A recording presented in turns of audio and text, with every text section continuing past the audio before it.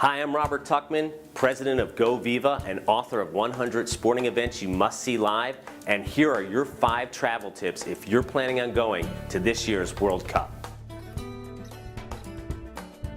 Here is travel tip number 1 for the World Cup. You are in luck because the organizing committee and also many travel agents who have booked rooms and held on to them have just released a lot of their inventory. We're about a few days out, but the good news is there's plenty of rooms at 40 to 50% off from what you may have paid about a month or 2 ago or even 3 years ago. So if you're planning on going, right now is a good time to buy rooms, especially for the first and second round where discounts again are 40 to 50% off.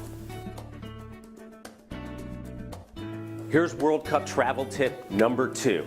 If you're planning on waiting to see if your team makes it to the group stage, you might end up paying 50% more than you would pay right now if you're willing to bet that your team is going to make it through.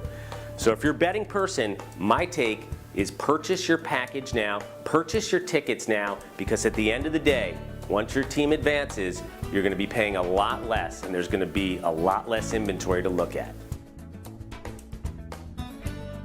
Here's tip number 3 for the World Cup.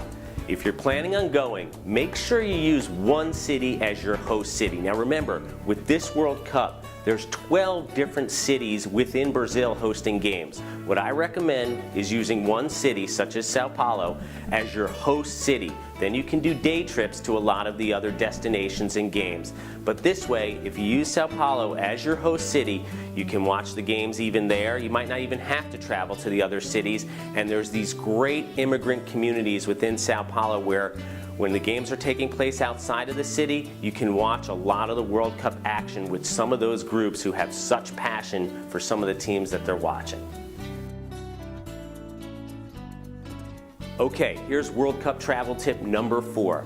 If you're going to Brazil, there's plenty of soccer to see, which is great, but also spend some time in the northeast part of the country where there's some beautiful beaches. There's an unlimited supply of beaches there that you can go visit within your stay. Here's World Cup travel tip number 5. Don't forget, it's June and it's Brazil, so make sure to look for Junina parties. June is a time when all Brazilians are celebrating Festa Junina. So when you're there for World Cup, make sure you do some partying too.